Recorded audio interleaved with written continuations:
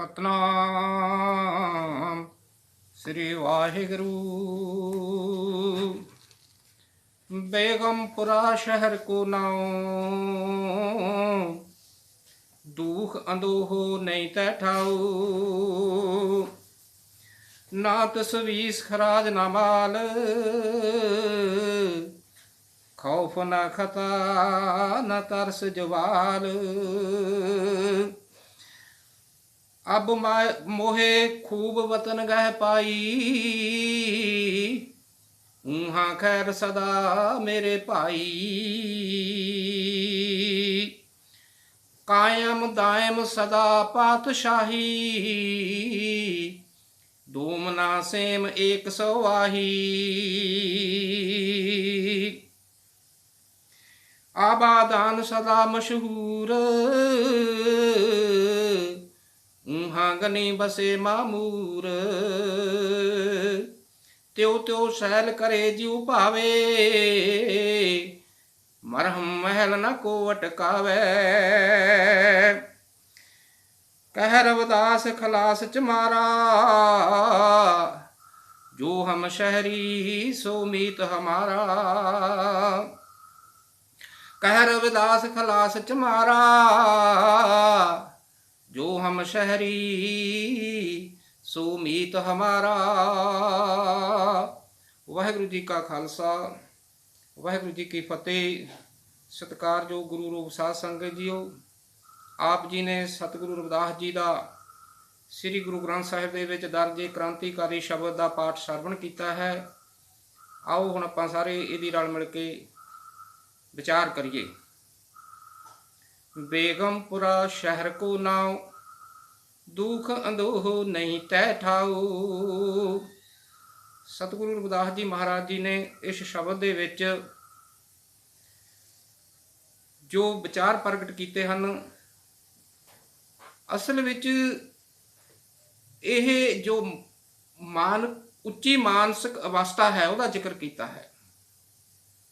वो मनुख जिहड़ा रब दे नाल जुड़िया होया होवे, रब तक पहुँचा होवे, उहदी मानसिक अवस्था का जिक्र है। सो इस करके जिथे यह उस मनुख की अवस्था का जिक्र है, उत्थे दे नाल दी नाल सतगुरु रविदास जी महाराज चाहुंदे ने कि इहो जिहा बेगमपुरा इस धरती ते भी बसना चाहिए है, जिथे ओह रूहानियत की गल करते हैं, उच्ची अवस्था की। उत्थे नाल दी नाल इस धरती दे उत्ते किहो जिहा राज भाग होवे, किहो जिहा राजसी सिस्टम होवे, उहदी भी गल करते हैं। आम तौर पर देखा जाता है कि लोग सिर्फ ये गल कह देंदे ने कि नहीं जी ये तो उपर दीयां गल्लां ने ते असीं भी चुप कर जाने आ। नहीं, इस शब्द दे विच जिथे धार्मिक कंसैप्ट समझाउंदे ने सतगुरु रविदास जी, उहदे नाल दे नाल ओह राजसी कंसैप्ट भी क्लीयर करते ने। असल विच उही मनुख इस धरती ते बराबरता का, बेगमपुरे का जो राज है वह बसा सकता है, जिहदे मन दे विच वो चीज़ वसी हुई होवे। वो चीज़ आउणी कित्थों है, वो अवस्था कित्थों आउणी है? वो आउणी है शब्द दे नाल जुड़ के, रब दे नाल जुड़ के, अकाल पुरख वाहिगुरू परमेश्वर दे नाल जुड़ के। वो ज्ञान सानू उत्थों आउणा है। तो वो ज्ञान सतगुरु रविदास जी महाराज जी नूं जो आया अकाल पुरख वाहिगुरू परमेश्वर तो, उन्हां दे नाल जुड़ के एक रब नूं ही सारा कुछ मन के उन्हां नूं जो ज्ञान आया है उहदा जिक्र शब्द विच करदे ने। बेगमपुरा शहर को नाओ, दुख अंदोह नहीं तै ठाओ। वो जो बेगमपुरा है, मैं उस बेगमपुरे का वासी हाँ। मेरी जिहड़ी आत्मक अवस्था है वो इन्नी उच्ची हो चुकी है अकाल पुरख वाहिगुरू परमेश्वर दे नाल जुड़ के कि मेरा जिहड़ी मेरी सुरत है वो उस शहर दे विच बसदी है। उस शहर का नाम की है बेगमपुरा, जिथे किसी नूं कोई गम ना होवे, खौफ ना होवे, डर ना होवे, भौ ना होवे। बेगमपुरा शहर को नाओ, दुख अंदोहो नहीं थे ठाओ। उस अवस्था ਦੇ ਵਿੱਚ ਜਦੋਂ ਬੰਦਾ ਪਹੁੰਚ ਜਾਂਦਾ ਹੈ ਉੱਥੇ ਉਹਨੂੰ ਕੋਈ ਦੁੱਖ ਨਹੀਂ ਪਾਉਂਦਾ ਹੈ। दुख अंदोहो नहीं तै ठाओ, ना तसवीस खराज ना माल। ਉੱਥੇ ਕਿਸੇ ਕਿਸਮ ਦਾ ਕੋਈ ਕਿਸੇ ਨੂੰ ਘਾਟਾ ਨਹੀਂ ਪੈਂਦਾ ਹੈ। ਜਿਸ ਸ਼ਹਿਰ ਦੀ ਗੱਲ ਸਤਿਗੁਰੂ ਰਵਿਦਾਸ ਜੀ ਕਰ ਰਹੇ ਨੇ, ਬੇਗਮਪੁਰੇ ਦੀ ਉਸ ਅਵਸਥਾ ਦੀ ਜਿਹੜੀ ਕਿ ਉਹਨਾਂ ਨੇ ਉੱਚੀ ਸੁਰਤ ਨੂੰ ਲਿਜਾ ਕੇ ਹਾਸਲ ਕੀਤੀ, ਉਸ ਅਕਾਲ ਪੁਰਖ ਵਾਹਿਗੁਰੂ ਪਰਮੇਸ਼ਰ ਨਾਲ ਜੁੜ ਕੇ ਹਾਸਲ ਕੀਤੀ। ਕਿਉਂਕਿ ਇਸ ਦੁਨੀਆ ਦੇ ਅੰਦਰ ਜਿੰਨੀ ਦੇਰ ਉਸ ਅਕਾਲ ਪੁਰਖ ਵਾਹਿਗੁਰੂ ਪਰਮੇਸ਼ਰ ਦਾ ਭਰੋਸਾ ਆਇਆ ਹੋਇਆ ਰਾਜ ਭਾਗ ਨਹੀਂ ਆਉਂਦਾ, ਉਨੀ ਦੇਰ ਲੋਕ ਬਰਾਬਰ ਨਹੀਂ ਹੋ ਸਕਦੇ। ਇਸ ਸ਼ਬਦ ਦੇ ਵਿੱਚ ਸਤਿਗੁਰੂ ਰਵਿਦਾਸ ਜੀ ਮਹਾਰਾਜ ਕਹਿੰਦੇ ਨੇ, ਖੌਫ ਨਾ ਖਤਾ ਨਾ ਤਰਸ ਜਵਾਲ। ਉੱਥੇ ਕੋਈ ਕਿਸੇ ਨੂੰ ਖੌਫ, ਕੋਈ ਭੈ ਨਹੀਂ ਹੈ, ਕੋਈ ਕਿਸੇ ਤੇ ਜ਼ੁਲਮ ਨਹੀਂ ਕਰਦਾ ਹੈ, ਕੋਈ ਕਿਸੇ ਕਿਸਮ ਦੀ ਗਲਤੀ ਵੀ ਨਹੀਂ ਕਰਦਾ ਹੈ। ਕਿਉਂਕਿ ਉਹ ਲੋਕ ਨੇ ਜਿਹੜੇ ਬੇਗਮਪੁਰੇ ਦੇ ਵਾਸੀ ਹੋ ਜਾਂਦੇ ਨੇ, ਉਹਨਾਂ ਨੂੰ ਕਿਸੇ ਦਾ ਡਰ ਨਹੀਂ, ਉਹ ਨਿਰਭਉ ਹੋ ਜਾਂਦੇ ਨੇ। ਕਿਉਂਕਿ ਅਕਾਲ ਪੁਰਖ ਵਾਹਿਗੁਰੂ ਨਿਰਭਉ ਹੈ, ਉਹ ਕਿਸੇ ਤੋਂ ਡਰਦਾ ਨਹੀਂ ਹੈ, ਉਹ ਨਿਰਵੈਰ ਹੈ। ਇਸ ਲਈ ਉਹਦੇ ਨਾਲ ਜੁੜਨ ਵਾਲੇ ਲੋਕ ਵੀ ਨਿਰਭਉ ਅਤੇ ਨਿਰਵੈਰ ਹੋ ਜਾਂਦੇ ਨੇ, ਇਨਸਾਫ ਪਸੰਦ ਹੋ ਜਾਂਦੇ ਨੇ। ਉਹ ਲੋਕ ਕਿਸੇ ਦੇ ਨਾਲ ਵਿਤਕਰਾ ਨਹੀਂ ਕਰਦੇ, ਊਚ ਨੀਚ ਦਾ, ਭੇਦਭਾਵ ਦਾ ਜਾਂ ਹਰ ਪ੍ਰਕਾਰ ਦਾ ਉੱਥੇ ਵਿਤਕਰਾ ਬਾਜੀ ਹੈ ਜਿਹੜੀ ਉਹ ਖਤਮ ਹੋ ਜਾਂਦੀ ਹੈ ਉਸ ਅਵਸਥਾ ਦੇ ਵਿੱਚ ਜਾ ਕੇ। ਇਸ ਕਰਕੇ ਸਤਿਗੁਰੂ ਰਵਿਦਾਸ ਜੀ ਮਹਾਰਾਜ ਕਹਿੰਦੇ ਨੇ, ਖੌਫ ਨਾ ਖਤਾ ਨਾ ਤਰਸ ਜਵਾਲ, ਅਬ ਮੋਹੇ ਖੂਬ ਵਤਨ ਗਹਿ ਪਾਈ। ਉਹ ਜੋ ਅਵਸਥਾ ਹੈ, ਉਹ ਜੋ ਮੇਰੀ ਆਤਮਿਕ ਅਵਸਥਾ ਹੈ, ਜਿਹਨੂੰ ਰੱਬੀ ਅਵਸਥਾ ਕਿਹਾ ਜਾਂਦਾ ਹੈ, ਉਹਦੀ ਮੈਂ ਚੰਗੀ ਤਰ੍ਹਾਂ ਥਾਹ ਪਾ ਲਈ ਹੈ। ਉਹਦਾ ਭੇਦ ਮੈਂ ਪੂਰੀ ਤਰ੍ਹਾਂ ਸਮਝ ਲਿਆ ਹੈ। ਅਬ ਮੋਹੇ ਖੂਬ ਵਤਨ ਗਹਿ ਪਾਈ, ਊਹਾ ਖੈਰ ਸਦਾ ਮੇਰੇ ਭਾਈ।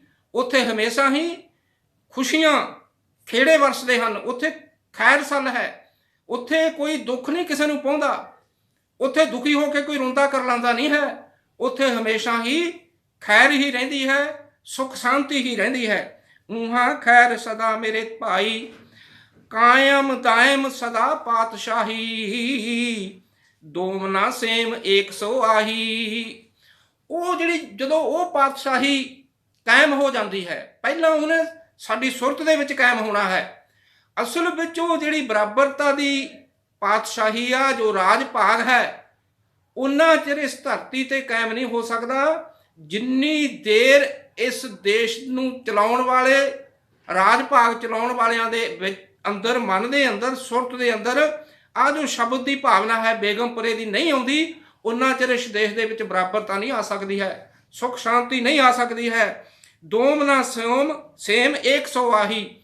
ਦੋਮ ਆਪਾਂ ਕਹਿੰਦੇ ਆ ਵੀ ਆ ਅੱਬਲ ਇੱਟਾ, ਆ ਦੋਮ ਇੱਟਾ, ਇਹ ਸੇਮ ਇੱਟ ਹੈ।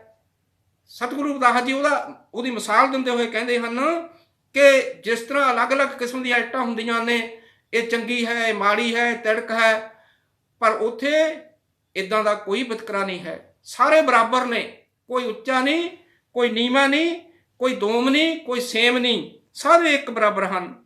ਆਬਾਦਾਨ ਸਦਾ ਮਸ਼ਹੂਰ, ਊਹਾ ਗਨੀ ਵਸੇ ਮਾਮੂਰ। ਉਹ ਜਿਹੜਾ ਰਾਜ ਭਾਗ ਹੈ ਉਹ ਆਉਂਦਾ ਜਾਂਦਾ ਨਹੀਂ, ਉਹ ਆਬਾਦਾਨ, ਹਮੇਸ਼ਾ ਆਬਾਦ ਹੈ। ਜੋ ਅਕਾਲ ਪੁਰਖ ਵਾਹਿਗੁਰੂ ਪਰਮੇਸ਼ਰ ਦਾ ਰਾਜ ਭਾਗ ਹੈ ਉਹ ਹਮੇਸ਼ਾ ਆਬਾਦ ਹੈ, ਉਹ ਮਿਟਦਾ ਨਹੀਂ ਹੈ। ਜਿਵੇਂ ਆਪਣੇ ਵੋਟਾਂ ਪੈ ਕੇ 5 ਸਾਲ ਮਗਰੋਂ ਕਦੇ ਕਿਸੇ ਦੀ ਸਰਕਾਰ ਆ ਗਈ, ਕਦੇ ਕਿਸੇ ਦੀ ਸਰਕਾਰ ਆ ਗਈ, ਐਸਾ ਸਿਸਟਮ ਉੱਥੇ ਨਹੀਂ ਹੈ। ਕਿਉਂਕਿ ਉੱਥੇ ਲੋੜ ਹੀ ਨਹੀਂ ਪੈਂਦੀ, ਉੱਥੇ ਸੱਚ ਦਾ ਰਾਜ ਚੱਲਦਾ ਹੈ। ਆਬਾਦਾਨ, ਉੱਥੇ ਕਿਸੇ ਦੇ ਨਾਲ ਕੋਈ ਵਿਤਕਰਾ ਹੁੰਦਾ ਹੀ ਨਹੀਂ ਹੈ। ਉਹ ਸੱਚ ਦਾ ਜਿਹੜਾ ਰਾਜ ਹੈ ਉਹਨੂੰ ਬਦਲਣ ਦੀ ਲੋੜ ਨਹੀਂ ਪੈਂਦੀ ਹੈ। ਉਹ ਆਦ ਸੱਚ, ਜੁਗਾਦ ਸੱਚ, ਹੈਪੀ ਸੱਚ, ਨਾਨਕ ਹੋਸੀ ਭੀ ਸੱਚ। ਉਹ ਹਮੇਸ਼ਾ ਪੱਕਾ ਰਾਜ ਹੈ। ਇਸ ਕਰਕੇ ਸਤਿਗੁਰੂ ਰਵਿਦਾਸ ਜੀ ਮਹਾਰਾਜ ਕਹਿੰਦੇ ਨੇ, ਆਬਾਦਾਨ ਸਦਾ ਮਸ਼ਹੂਰ। ਉਹ ਜਿਹੜਾ ਰਾਜ ਭਾਗ ਹੈ ਉਹ ਹਮੇਸ਼ਾ ਮਸ਼ਹੂਰ ਹੈ ਤੇ ਸਦਾ ਕਾਇਮ ਹੈ, ਸਦਾ ਆਬਾਦ ਹੈ। ਊਹਾ ਗਨੀ ਵਸੇ ਮਾਮੂਰ। ਉੱਥੇ ਦੇ ਜਿਹੜੇ ਲੋਕ ਨੇ, ਗਨੀ, ਅਮੀਰ, ਉੱਥੇ ਅਮੀਰ ਲੋਕ ਵਸਦੇ ਨੇ। ਊਹਾਂ ਗਨੀ ਵਸੇ ਮਾਮੂਰ, ਉੱਥੇ ਜਿਹੜੇ ਲੋਕ ਨੇ ਰੱਜੇ ਪੁੱਜੇ ਲੋਕ ਵਸਦੇ ਨੇ। ਊਹਾਂ ਗਨੀ ਵਸੇ ਮਾਮੂਰ, ਉੱਥੇ ਕੋਈ ਗਰੀਬੀ ਨਹੀਂ ਹੈ। ਉੱਥੇ ਇਸ ਤਰ੍ਹਾਂ ਨਹੀਂ ਹੈ ਕੋਈ ਕੁੱਲੀਆਂ ਦੇ ਵਿੱਚ ਰਹਿ ਰਿਹਾ ਹੈ, ਕਿਸੇ ਦੇ ਪੈਰਾਂ 'ਚ ਬੱਚਿਆਂ ਦੇ ਚੱਪਲ ਨਹੀਂ ਹੈ ਨਾ, ਜਾਂ ਕੱਪੜਾ ਨਹੀਂ ਹੈ। ਉੱਥੇ ਸਾਰਿਆਂ ਦੀਆਂ ਜਿਹੜੀਆਂ ਸੁੱਖ ਸਹੂਲਤਾਂ ਨੇ ਉੱਥੇ ਪੂਰੀਆਂ ਦੀਆਂ ਪੂਰੀਆਂ ਮਿਲੀਆਂ ਹੋਈਆਂ ਨੇ। ਤੇ ਉੱਥੇ ਰੱਜੇ ਪੁੱਜੇ ਪਹੁੰਚੇ ਹੋਏ ਲੋਕ ਵਸਦੇ ਹਨ, ਉੱਥੇ ਗਰੀਬੀ ਨਹੀਂ ਹੈ। ਤੇ ਇਸ ਕਰਕੇ ਸਤਿਗੁਰੂ ਰਵਿਦਾਸ ਜੀ ਆਪਣਾ ਜਿਹੜਾ ਬੇਗਮਪੁਰੇ ਦਾ ਕਨਸੈਪਟ ਨੇ ਵੀ ਬੇਗਮਪੁਰਾ ਹੋਣਾ ਚਾਹੀਦਾ ਇਸ ਧਰਤੀ ਦੇ ਉੱਤੇ, ਉਹ ਕਿੱਦਾਂ ਦਾ ਹੋਵੇ ਉਹਦਾ ਜ਼ਿਕਰ ਕਰਦੇ ਹੋਏ ਆਪਣੀ ਗੱਲ ਅੱਗੇ ਵਧਾ ਰਹੇ ਹਨ। ਤਿਉ ਤਿਉ ਸੈਲ ਕਰੇ ਜਿਉ ਭਾਵੇ, ਮਰਹਮ ਮਹਿਲ ਨਾ ਕੋ ਅਟਕਾਵੇ। ਉੱਥੇ ਜਿਵੇਂ ਕਿਸੇ ਦਾ ਜੀ ਕਰਦਾ, ਜਿੱਧਰ ਜਾਣ ਨੂੰ ਜੀ ਕਰਦਾ ਉੱਧਰ ਨੂੰ ਚਲਿਆ ਜਾਂਦਾ ਹੈ। ਇਹ ਨਹੀਂ ਉੱਥੇ ਕੋਈ ਡਰ ਵੀ ਉੱਥੇ ਪੁਲਿਸ ਦਾ ਨਾਕਾ ਲੱਗਿਆ ਹੋਊ, ਮੈਨੂੰ ਕੋਈ ਰੋਕ ਲਊਗਾ। ਜਿਵੇਂ ਜਿਵੇਂ ਕਿਸੇ ਦਾ ਮਨ ਕਰਦਾ ਤਿਉਂ ਤਿਉਂ ਸੈਲ ਕਰੇ, ਤੁਰਦਾ ਫਿਰਦਾ ਸੈਰ ਕਰਦਾ ਫਿਰਦਾ ਹੈ ਬੰਦਾ, ਜਿਵੇਂ ਉਹਦਾ ਜੀ ਕਰਦਾ ਉਹ ਉੱਧਰ ਨੂੰ ਚਲਿਆ ਜਾਂਦਾ ਹੈ। ਅਸੀਂ ਦੇਖਦੇ ਹਾਂ ਕਿ ਬਈ ਸਾਨੂੰ ਪੁਲਿਸ ਵਾਲੇ ਨਾ ਰੋਕ ਲੈਣ, ਕੋਈ ਸਾਨੂੰ ਰਾਹ 'ਚ ਜੇਬ ਕਤਰਾ ਨਾ ਮਿਲ ਜਾਵੇ, ਜਾਂ ਕੋਈ ਹੋਰ ਕੋਈ ਡਾਕੂ ਨਾ ਚੋਰ ਨਾ ਸਾਨੂੰ ਲੁੱਟ ਲਵੇ। ਇਹੋ ਜਿਹੀਆਂ ਗੱਲਾਂ ਉਸ ਜਗ੍ਹਾ 'ਤੇ ਨਹੀਂ ਹਨ ਜਿਸ ਬੇਗਮਪੁਰੇ ਦੀ ਗੱਲ ਸਤਿਗੁਰੂ ਰਵਿਦਾਸ ਜੀ ਮਹਾਰਾਜ ਕਰਦੇ ਹਨ। ਤਿਉਂ ਤਿਉਂ ਸੈਲ ਕਰੇ ਜਿਉ ਭਾਵੇ, ਜਿਵੇਂ ਮਰਜ਼ੀ ਤੁਰੇ ਫਿਰੋ, ਉੱਥੇ ਕੋਈ ਕਿਸੇ ਨੂੰ ਰੁਕਾਵਟ ਨਹੀਂ ਹੈ, ਕੋਈ ਡਰ ਨਹੀਂ, ਕੋਈ ਭਾਉ ਨਹੀਂ, ਕਿਸੇ ਕਿਸਮ ਦਾ ਕੋਈ ਫਿਕਰ ਨਹੀਂ ਹੈ। ਜਿਵੇਂ ਜੀ ਕਰਦਾ ਉੱਥੇ ਤੁਰੇ ਫਿਰਦੇ ਨੇ ਲੋਕ। ਤਿਉਂ ਤਿਉਂ ਸੈਲ ਕਰੇ ਜਿਉ ਭਾਵੇ, ਮਰਹਮ ਮਹਿਲ ਨਾ ਕੋ ਅਟਕਾਵੇ। ਉੱਥੇ ਕਿਸੇ ਨੂੰ ਕੋਈ ਕਿਸੇ ਦੀ ਰੁਕਾਵਟ ਨਹੀਂ ਹੈ, ਉੱਥੇ ਕੋਈ ਨਾਕੇ ਨਹੀਂ ਲੱਗੇ ਹੋਏ, ਜਿੱਧਰ ਨੂੰ ਕਿਸੇ ਦਾ ਜੀ ਕਰਦਾ ਕੋਈ ਗੱਲ ਨਹੀਂ, ਤੁਰਿਆ ਫਿਰਦਾ ਹੈ। ਤੋ ਇਸ ਕਰਕੇ ਸਤਿਗੁਰੂ ਰਵਿਦਾਸ ਜੀ ਮਹਾਰਾਜ ਕਹਿੰਦੇ ਨੇ, ਕਹਿ ਰਵਿਦਾਸ ਖਲਾਸ ਚਮਾਰਾ, ਜੋ ਹਮ ਸ਼ਹਿਰੀ ਸੋ ਮੀਤ ਹਮਾਰਾ। ਸਤਿਗੁਰੂ ਰਵਿਦਾਸ ਜੀ ਮਹਾਰਾਜ ਅਖੀਰ ਦੇ ਵਿੱਚ ਕਹਿੰਦੇ ਨੇ, ਹੇ ਮੇਰੇ ਸਮਾਜ ਦੇ ਲੋਕੋ, ਕਹਿ ਰਵਿਦਾਸ ਖਲਾਸ ਚਮਾਰਾ। ਖਲਾਸ ਦਾ ਮਤਲਬ ਹੁੰਦਾ ਆਪਣੇ ਅੰਦਰੋਂ ਕਿਸੇ ਚੀਜ਼ ਨੂੰ ਖਤਮ ਕਰ ਦੇਣਾ। ਕਹਿ ਰਵਿਦਾਸ ਖਲਾਸ ਚਮਾਰਾ, ਮੈਂ ਆਪਣੇ ਵਿੱਚੋਂ ਨੀਵੀਂ ਜਾਤ ਦਾ ਜਿਹੜਾ ਮੇਰੇ ਅੰਦਰ ਵਸਿਆ ਹੋਇਆ ਸੀ ਖੌਫ, ਉਹਨੂੰ ਦੂਰ ਕਰ ਦਿੱਤਾ ਹੈ। ਜਾਂ ਚਮਾਰਪੁਣਾ ਮੈਂ ਆਪਣੇ ਅੰਦਰੋਂ ਕੱਢ ਦਿੱਤਾ ਵੀ ਮੈਂ ਨੀਵਾਂ, ਬਈ ਘਾਈਆਂ ਦੇ ਪੁੱਤਾਂ ਨੇ ਇੱਕ ਤਾਂ ਘਾਈ ਖੋਤਣਾ, ਮੈਂ ਇਹ ਭਾਵਨਾ ਆਪਣੇ ਅੰਦਰੋਂ ਕੱਢ ਦਿੱਤੀ ਹੈ। ਤੇ ਇਸ ਕਰਕੇ ਕਹਿ ਰਵਿਦਾਸ ਖਲਾਸ ਚਮਾਰਾ, ਨੀਵੇਂ ਹੋਣ ਦੀ ਭਾਵਨਾ, ਵੀ ਮੈਂ ਤਾਂ ਬਈ ਜੋ ਰੱਬ ਨੇ ਜਿਹੋ ਜਿਹਾ ਬਣਾਇਆ, ਮੈਨੂੰ ਗਰੀਬੀ ਦਿੱਤੀ ਆ, ਮੈਂ ਗਰੀਬ ਹੀ ਰਹਿਣਾ, ਘਾਈਆਂ ਦੇ ਪੁੱਤਾਂ ਨੇ ਤਾਂ ਘਾਈ ਖੋਤਣਾ, ਬਈ ਆਪਣੀਆਂ ਆਪਾਂ ਤਾਂ ਨੀਵੇਂ ਆ, ਆਪਾਂ ਨੀਵਿਆਂ ਦੇ ਘਰ ਪੈਦਾ ਹੋਏ ਆ, ਆਪਾਂ ਨੀਵੇਂ ਹੀ ਰਹਿਣਾ। ਇਹ ਚੀਜ਼ਾਂ ਮੈਂ ਆਪਣੇ ਮਨ ਵਿੱਚੋਂ ਕੱਢ ਦਿੱਤੀਆਂ ਹਨ। ਕਹਿ ਰਵਿਦਾਸ ਖਲਾਸ ਚਮਾਰਾ, ਜੋ ਹਮ ਸ਼ਹਿਰੀ ਸੋ ਮੀਤ ਹਮਾਰਾ। ਹੁਣ ਜੇ ਤੁਸੀਂ ਮੇਰੇ ਵਰਗਾ ਬਣਨਾ ਚਾਹੁੰਦੇ ਹੋ, ਜੇ ਤੁਸੀਂ ਮੇਰੇ ਆਖੇ ਲੱਗਣਾ ਚਾਹੁੰਦੇ ਹੋ, ਤਾਂ ਫਿਰ ਤੁਹਾਨੂੰ ਵੀ ਇਹ ਚੀਜ਼ਾਂ ਆਪਣੇ ਮਨਾਂ ਦੇ ਵਿੱਚੋਂ ਕੱਢ ਦੇਣੀਆਂ ਪੈਣਗੀਆਂ। ਆਪਣੇ ਅੰਦਰੋਂ ਜਿਹੜੀ ਹੀਨ ਭਾਵਨਾ, ਜਾਤ ਪਾਤ ਦੀ ਜਿਹੜੀ ਹੀਨ ਭਾਵਨਾ, ਉਹ ਆਪਣੇ ਅੰਦਰੋਂ ਤੁਹਾਨੂੰ ਕੱਢਣੀ ਪਊਗੀ। ਤਾਂ ਹੀ ਤੁਸੀਂ ਮੇਰੇ ਮਿੱਤਰ ਹੋ, ਤਾਂ ਹੀ ਮੈਨੂੰ ਤੁਸੀਂ ਚੰਗੇ ਲੱਗੋਗੇ। ਜੋ ਹਮ ਸ਼ਹਿਰੀ, ਜਿਹੇ ਜੀ ਮਾਨਕ ਅਵਸਥਾ ਮੇਰੀ ਹੈ, ਜਿਸ ਸ਼ਹਿਰ ਦੇ ਵਿੱਚ ਮੇਰੀ ਸੁਰਤ ਰਹਿੰਦੀ ਹੈ, ਮਾਨਸਿਕ ਅਵਸਥਾ ਦੇ ਵਿੱਚ ਰਹਿੰਦੀ ਹੈ, ਉਹੀ ਜੀ ਤੁਹਾਨੂੰ ਉੱਚ ਪਾਏ ਦੀ ਅਵਸਥਾ ਆਪਣੀ ਵੀ ਬਣਾਉਣੀ ਪਊਗੀ। ਤਾਂ ਹੀ ਇਸ ਦੇਸ਼ ਦੇ ਅੰਦਰ ਜੋ ਬੇਗਮਪੁਰਾ ਹੈ ਉਹ ਵਸ ਸਕਦਾ ਹੈ। ਇਸ ਕਰਕੇ ਸ਼ਬਦ ਦੇ ਵਿੱਚ ਸਤਿਗੁਰੂ ਰਵਿਦਾਸ ਜੀ ਸਾਨੂੰ ਸਮਝਾਉਂਦੇ ਨੇ, ਜੋ ਹਮ ਸ਼ਹਿਰੀ ਸੋ ਮੀਤ ਹਮਾਰਾ। ਕਿਉਂਕਿ ਸਤਿਗੁਰੂ ਰਵਿਦਾਸ ਜੀ ਨੇ, ਮਹਾਰਾਜ ਜੀ ਨੇ ਮੀਤ ਕਿਹਾ ਇੱਥੇ। ਉੱਥੇ ਇਹ ਨਹੀਂ ਕਿਹਾ ਵੀ ਤੁਸੀਂ ਮੇਰੇ ਚੇਲੇ ਹੋ, ਸ਼ਿਸ਼ ਹੋ, ਮੈਂ ਤੁਹਾਡਾ ਗੁਰੂ ਹਾਂ, ਨਾ। ਉਹ ਕਹਿੰਦੇ ਆਪਾਂ ਮੀਤ ਕਿਹਨੂੰ ਕਹਿੰਦੇ ਆ? ਬਰਾਬਰ ਦੇ ਬੰਦੇ ਨੂੰ। ਆ ਬਈ ਤੂੰ ਮੇਰੇ ਇੱਥੇ ਕੋਲ ਬੈਠ, ਤੂੰ ਮੇਰੇ ਬਰਾਬਰ ਬੈਠ, ਤੂੰ ਮੇਰਾ ਮੀਤ ਹਾਂ, ਤੂੰ ਮੇਰਾ ਮਿੱਤਰ ਹਾਂ। ਕਿਉਂਕਿ ਜੋ ਗੁਰੂਆਂ ਦਾ ਕਨਸੈਪਟ ਹੈ, ਜੋ ਬਾਣੀ ਦਾ, ਉੱਥੇ ਇਹ ਨਹੀਂ ਕੋਈ ਹੈਗਾ ਵੀ ਇੱਕ ਤਾਂ ਕੋਈ ਗੁਰੂ ਬਣ ਕੇ ਉੱਚੀ ਥਾਂ 'ਤੇ ਬੈਠਾ ਉਹ ਕਰ ਰਿਹਾ ਹੈ, ਵਿਖਿਆਨ ਕਰ ਰਿਹਾ ਹੈ, ਤੇ ਥੱਲੇ ਚੇਲੇ ਨੇ, ਨਾ। ਉੱਥੇ ਸਾਰੇ ਬਰਾਬਰ ਨੇ। ਇਹ ਜੋ ਗੁਰੂਆਂ ਦੀ ਜੋ ਬਾਣੀ ਹੈ ਉਹ ਸਾਰਿਆਂ ਨੂੰ ਬਰਾਬਰ ਸਮਝਦੀ ਹੈ। ਉੱਥੇ ਕੋਈ ਕਿਸੇ ਦੇ ਨਾਲ ਊਚ ਨੀਚ ਦਾ ਜਾਂ ਹੋਰ ਕੋਈ ਭੇਦਭਾਵ ਨਹੀਂ ਹੈ, ਵਿਤਕਰਾ ਨਹੀਂ ਹੈ। ਇਸ ਕਰਕੇ ਉਹ ਜੋ ਸਤਿਗੁਰੂ ਰਵਿਦਾਸ ਜੀ ਮਹਾਰਾਜ ਜੀ ਦਾ ਬੇਗਮਪੁਰਾ ਹੈ, ਉਹ ਵਸਾਉਣਾ ਹੈ ਇਸ ਧਰਤੀ ਦੇ ਉੱਤੇ, ਲੈ ਕੇ ਆਉਣਾ ਆਪਾਂ। ਉਹਨਾਂ ਨੇ ਤਾਂ ਉੱਥੇ ਪਹੁੰਚ ਕੇ ਇਹ ਗੱਲ ਕੀਤੀ जो रब्बी राज भाग है, अकाल पुरख वाहिगुरू परमेश्वर का जो राज भाग है, वो इस धरती ते लैके आउणा नक्शा सतगुरु रविदास जी महाराज जी ने शब्द दे विच बेगमपुरे दे रूप विच खिच दिता है।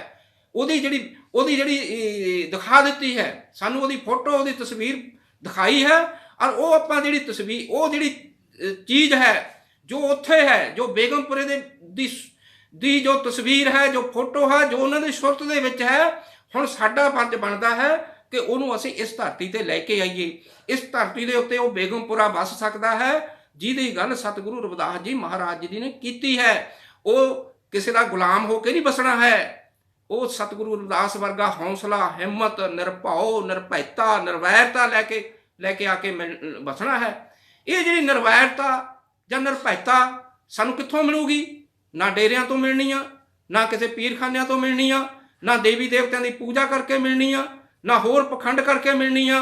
ये सानू केवल ते केवल उस अकाल पुरख वाहिगुरू परमेश्वर के नाल जुड़ के मिलनी है, होर कितों भी नहीं मिलनी, क्योंकि सतगुरु रविदास जी नूं भी उत्थों ही मिली और सानू भी उत्थों ही मिलनी है। जेकर असीं इन्हां सारे पासिआं नूं छड्ड के जिहड़ियां असीं जगह जगह तारां अपणियां जोड़ियां होईआं ने, उन्हां दे कनैक्शन कट के एक अकाल पुरख वाहिगुरू परमेश्वर के नाल जोड़ांगे, तां ही सतगुरु रविदास जी महाराज जी का बेगमपुरा है वो असीं इस धरती ते वसा सकते हाँ। तो यही मैं बेनतियां करदा होया भुल्लां चूकां दी माफ़ी चाहुंदा रजा लैंदा हाँ। वाहिगुरू जी का खालसा, वाहिगुरू जी की फतेह।